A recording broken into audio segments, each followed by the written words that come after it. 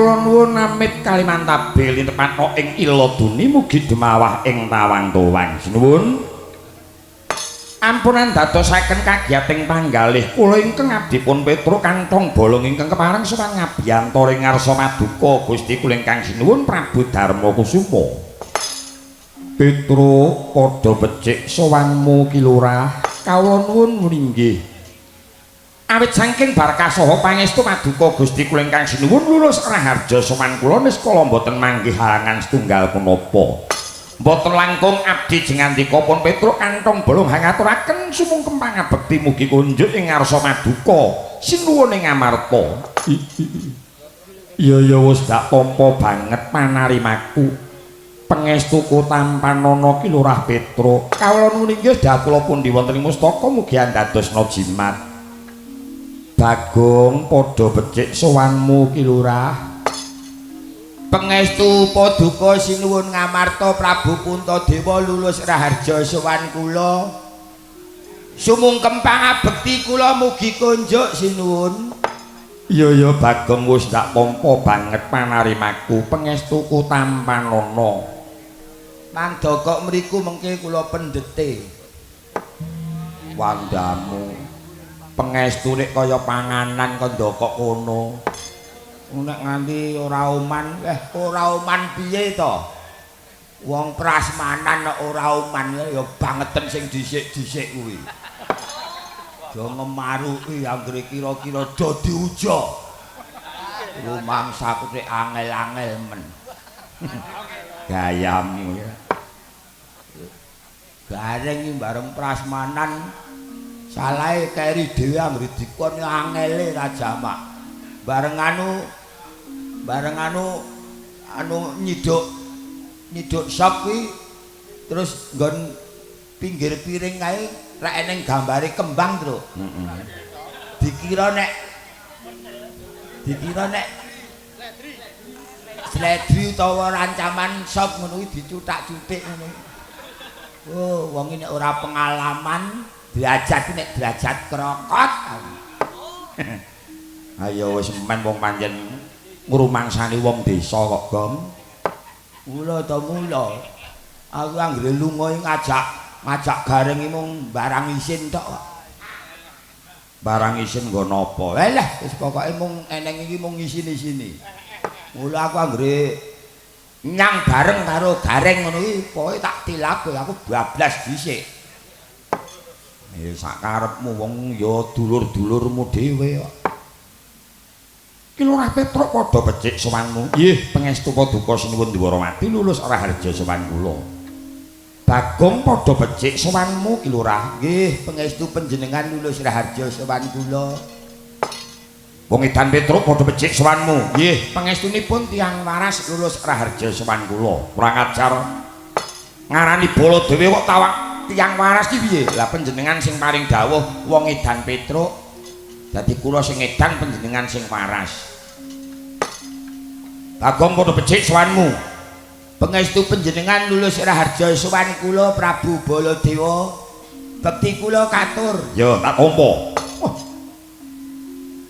Bocah yen murang tata murang susila derajat yen derajat Panakawan batur kedibal 28. Lho. Ing atase negara Ngamarta ku negara kang luwih gedhe. Kawibawane Yayi Prabu Puntadewa wis ngundangake jagat gebrebeken marang kondang kawentare Yayi Prabu Puntadewa. Wondene bareng ketekan wong edan-edan niku wah Bagong lho. Wonten menapa kok Prabu? Lho, ing atase munggah Pandhapa Agung. Pelatarane wae marmer. Atik serandale dicangking dikempit.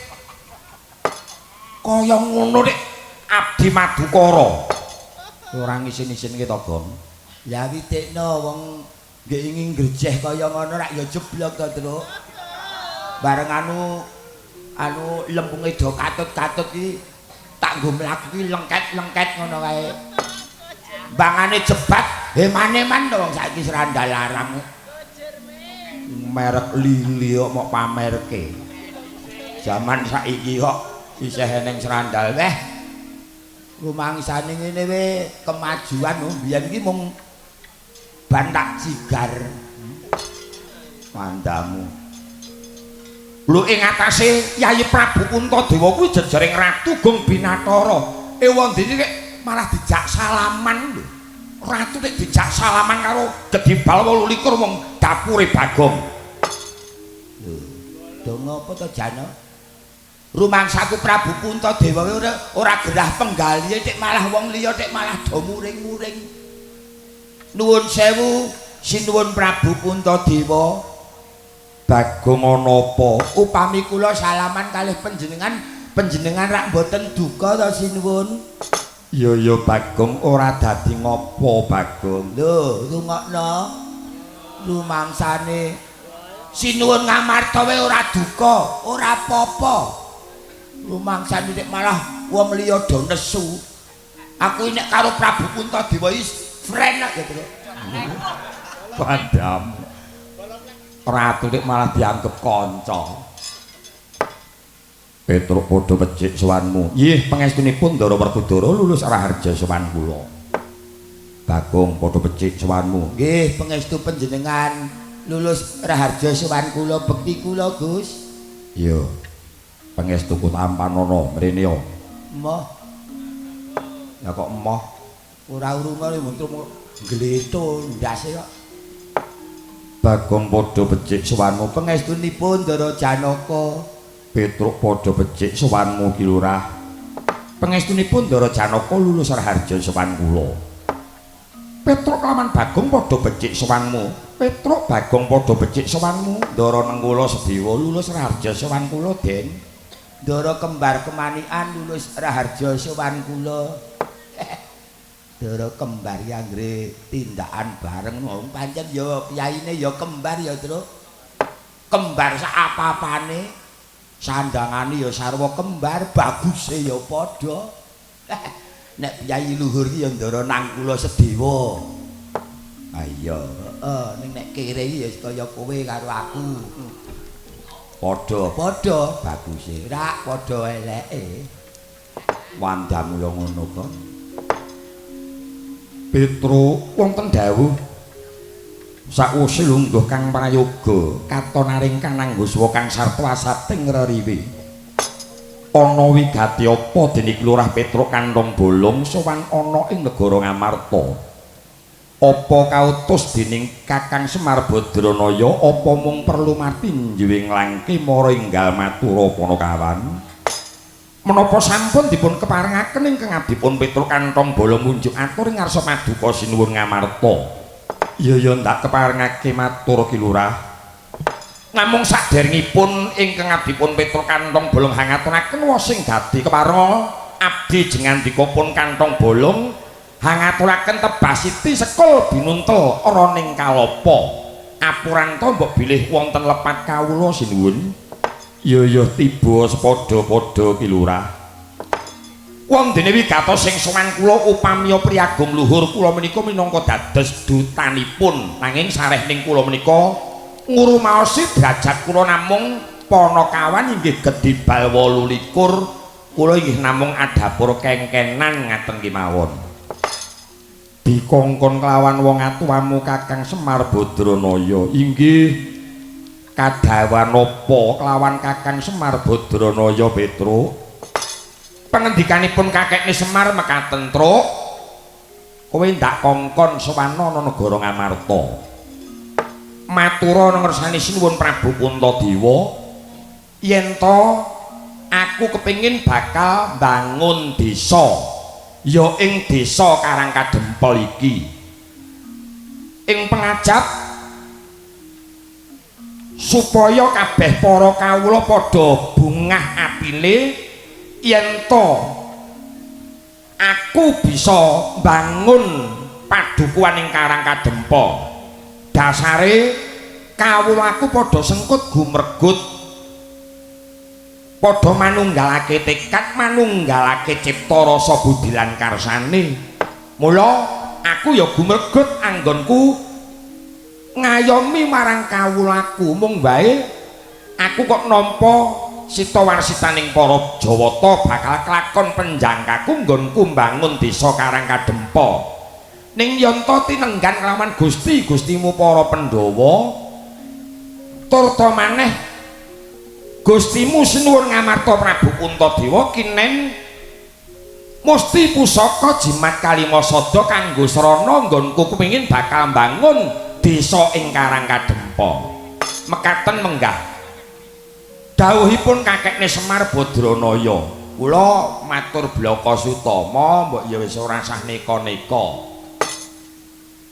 Kakekne Semar kuwi mung drajating lurah ya nadyan dipercaya lawan kabeh para kawula ing Karangkadempa. Ning yen to duwe gegayuhan ki ya diukur karo kekuwatane. Ing atase kowe kuwi mung derajate Panakawan, derajate Gedibal 28, loro sak udan telu sak urupan paribasane. Wondene kok kepengin bakal ngaturi sinuwun ngamarta Prabu Puntadewa lan Gustimu para Pandhawa. Apa kelakon Rama? Kula nggih ngoten. Lah kakekne paring dawuh, wis kowe mangkat to, kowe iki mung sadherma tak kongkon. Mung kari matur bab oleh lan orane pustaka jimat Kalimasada disuwun ngampil syukur bagi sewu. Yen to sinuwun Prabu Puntadewa lan Gustimu para Pandhawa kepareng nyarirani dhewe rawuh ana ing Karangkadempa. Mekaten menggah pengendikanipun kakekne Semar. Kirang pitados bukti lan nyatanipun adi kula Bagong. Ya Ragong. Mbok. Rumangsaku Dik, kowe iki ora tau akur aku to, Gong. Lah witekno aku ora ngerti, Dik. Lah aku ki ora ngerti nek bapak ki pengen arep bangun desa. Mula ya taren-taren karo anak. Rumangsaku Bapak Semar ki lho. Wong wis gedhe tuwa, wis gerangan, duwe kekarepan kok ora taren karo anak. Anak telu ki sing ditresnani rak mung Raden Mas Bagong. Heeh lho. Pirambara ki nek terus nyuwun pangestu karo aku. Lambemu lho. Wong tuwa nek malah kok nyuwun pangestu karo anak. Lho, tegese iki taren-taren ngono lho. Ora ngerti ya nek kakek niki kepengin bakal bangun desa sak ora-orane ya dibentuk panitia, Truk. Wo, supayane lancar. Iya lho, dibentuk panitia. Sak ora-orane Gareng iki dadi ketua panitia pembangunan desa Karangkadempel. Lho, hebat to. Gareng. Heeh. Lah yen aku, lah kowe sekretaris lho, tulisanmu sing apik kok. Diwaca keneng kok. Aku rek tulisan rak kaya cokolan. oh iya. Terus kowe? Aku bendahara. Bendahara ki tukang gawa dhuwit iki. Lah iya. Dadi sadurunge warga desa Karangkadempel diwiwiti mbangun, omahku arep tak apikke sik. Wanjamu ya ngono. Sing ati-ati lho, Gong. Ngomong sak ngomong, guneman sak guneman iki kudu diati-ati. Saya meneh saiki. Wah. Kaya ngono wae. Soroh nyawa apa piye? Ora, aku ya mung gojek kok. Nek Karangkadempel kuwi pancen anti korupsi kok. Siji Karangkadempel, loro Sudimara. Lho, iki anti korupsi. Kakekne Semar ki transparan karo kawulane, klebu Pak Lurah Sudimara kuwi. Apa-apa dirembuk bareng karo Pak Carik, karo Pak Bayan. Kaur keuangan. Lho ngono, supayane lancar. Iki arep buka aura wisata meneh supayane rame meneh ngono. Mula diwayang iki dileki, Truk. Oh iya. Ya muga-muga wae. Dasar iki ya di live streaming lumantar Sobat Ria. Tawake. Heeh. Iki kanca dhewe, dulur dhewe dadi duweke sindene sing nomor 2 saka kene. Aduh.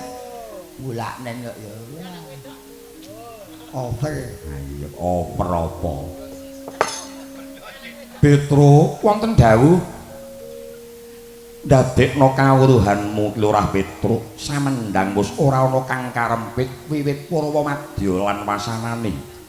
Anggonku nampa marang aturira Ki Lurah Petruk kantong bolong. ingkang mangkono sedyane Kakang Semar Badranaya anggone nedya nyuwun ngampil pustaka jimat Kalimasada panjenengan ingsun nedya tetarenan luwih dhisik marang kabeh para kadang Kilurah Petruk mangke rumiyin Yayi Prabu tatkala nalapa tresna tantulus hanyatra ring Resi Jahnawisuta Resi Jahnawisuta manggap sira kalihing raka sawlepat nyuwun pangapunten Yayi Prabu Kuntadewa Koko Prabu Sri Bathara Kresna wonten dawuh menapa Koko Prabu dereng kimawon ingkang Raking Dwarawati nedya hangaturaken wasing gati sowan kula wonten ngarsa paduka Yayi Prabu Puntadewa parandene kedadak biswanipun Kilurah Petruk kantong bolong namung mugi andadosna kamuningan Yayi pratanipun ingkang Raking Dwarawati ing wekdal mangke nedya nyuwun ngampil pustaka jimat Kalimasada kangge sarana usadanipun sedaya para kawula ing Dwarawati ingkang sami nandhang raga bebasan larang sandang kang sarta boga pramila Yayi pawantu-wantu kanthi pepantian aturipun ingkang Raking Dwarawati mugi pareng apa duka maringaken ngampil pustaka jimat Kalimasada wonten ngarsanipun ingkang rayi ingkang Raking Dwarawati Yayi bumi kunjang kancing langit lap-lap katon loro gincanging sang maweh kandrung Koko Prabu jimat pepundhen kula Koko Prabu sesembahan kula boten mangertos bilih paduka ugi nedya nyuwun ngampil pustaka jimat Kalimasada Koko Prabu inggih kaluhuran dawuh timbalan paduka Yayi Prabu Kuntadewa Petruk wonten dawuh yektine ora bakal sambung lidah jeneng sira wis midhanget pangendikane Koko Prabu Dwarawati ing mangka Koko Prabu Sri Bathara Kresna uga bakal nyuwun ngampil pustaka jimat Kalimasada rumangsa wahayeng pambudi anggonku nedya ngudaneni yen to ndak aturake Koko Prabu Sri Bathara Kresna ing mangka Kakang Semar uga mbutuhake pustaka jimat Kalimasada nanging yen to ndak aturake Kakang Semar Badranaya Koko Prabu Dwarawati kuwi kadangku pangayomaning para Pandhawa aku banjur kudu tumindak kepriye Petruk nuwun sewu dipun penggalih langkung rumiyin raos pangraos kula kok tumpangsuh anggen kula midhanget pangendikanipun Sinuwun Dwarawati nuwun sewu Sinuwun Dwarawati nyuwun ngampil pustaka jimat Kalimasada menika kangge menapa nuwun sewu kula nyuwun dawuh Sinuwun Prabu Sri Bathara Kresna nyuwun ngampil pustaka jimat Kalimasada menika kangge menapa sinuwun kanggo ngusadani riya dening kabeh para kawula yen to negara Dwarawati katerak pagebluk mayangkara Petruk aneh tur nganggo banget nuwun sewu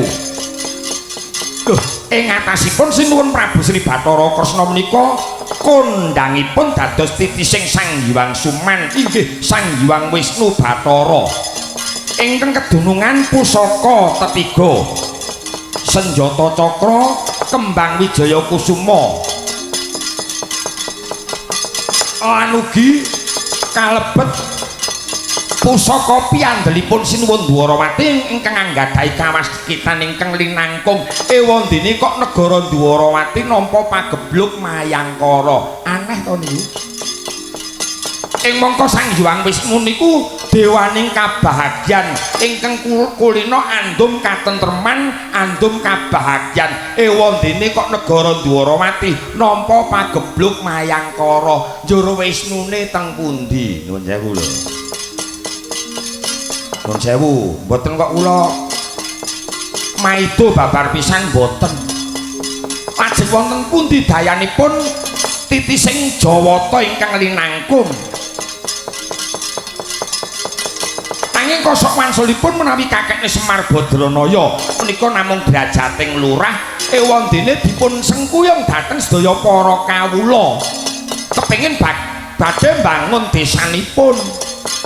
Ing mongko ngaturi paduka sinuwun Prabu Puntadewa sumrambah Gusti-gusti kula para Pandhawa ingkang sepados musti pusaka Jimat Kalimasada. Sak boten-botenipun pustaka Jimat Kalimasada wonten negari wonten ing Karang Kadempel badhe dipun pundi-pundi kalian kawula sak Karang Kadempel. Dipun subya-subya kalian para kawula sak Sudimara. Nggih napa mboten? Niku Kalimasada.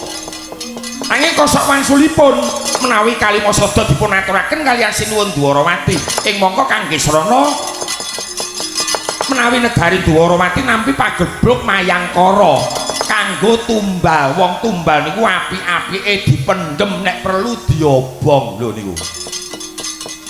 Ha pusaka ampuh kok mung arep dipendhem.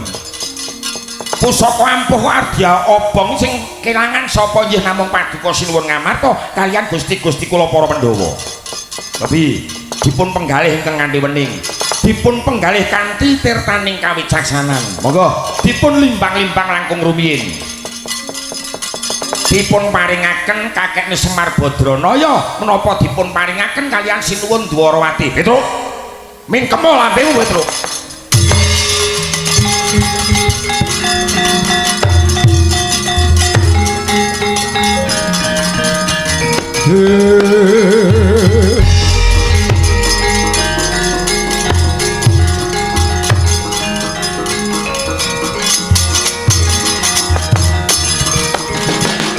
Sang Baladewa Nalapati tuwi Nareswara tresna kalanggunging tresnanira marang Dyah Manon Cinawi.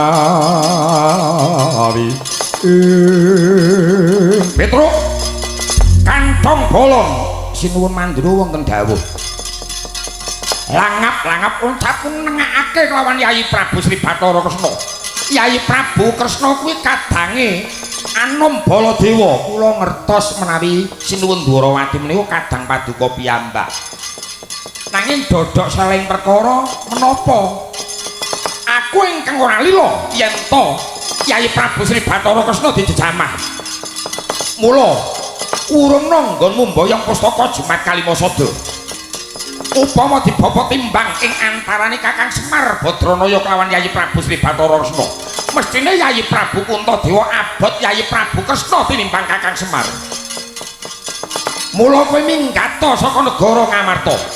Urung nanggonmu mboyong pustaka Jimat Kalimasada. Nuwun sewu, nuwun sewu.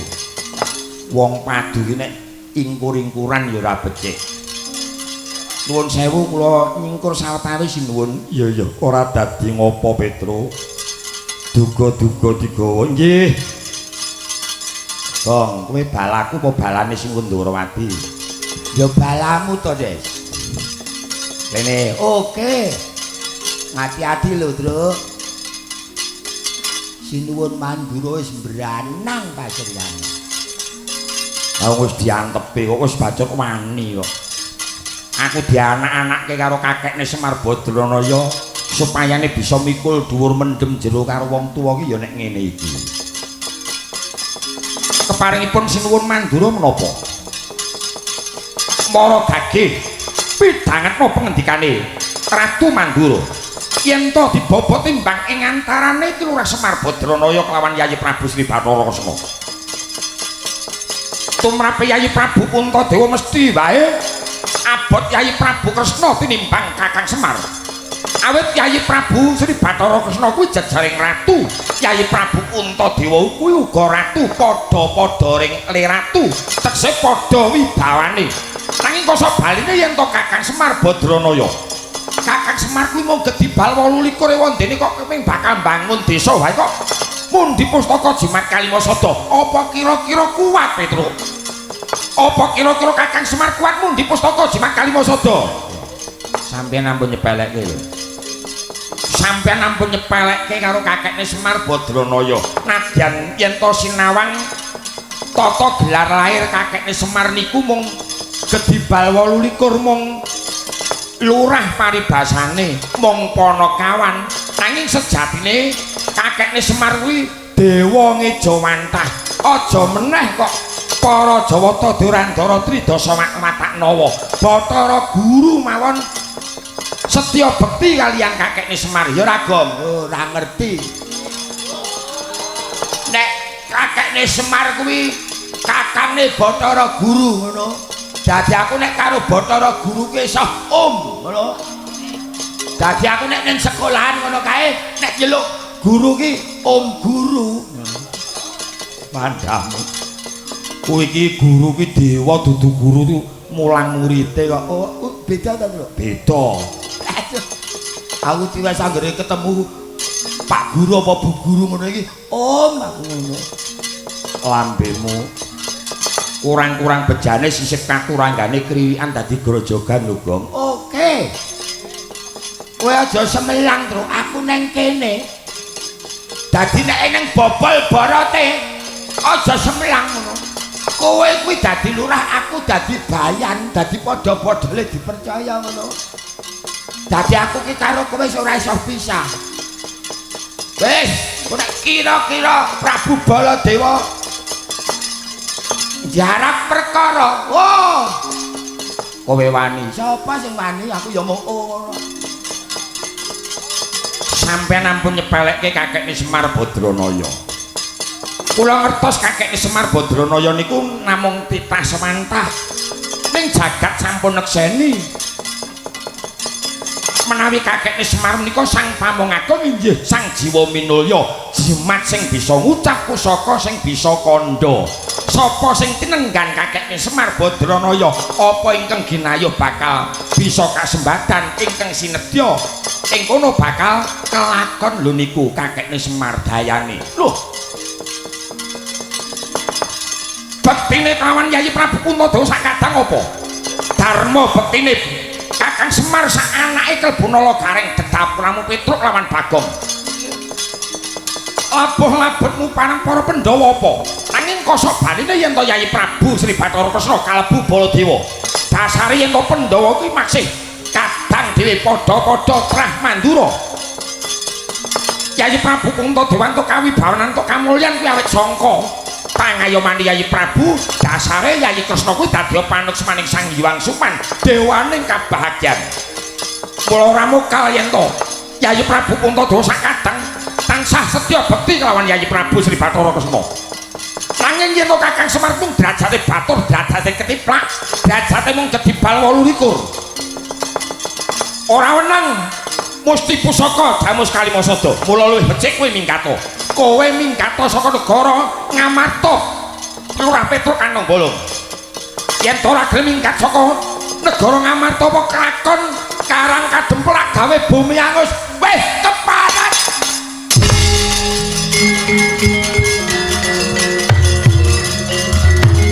minggir ya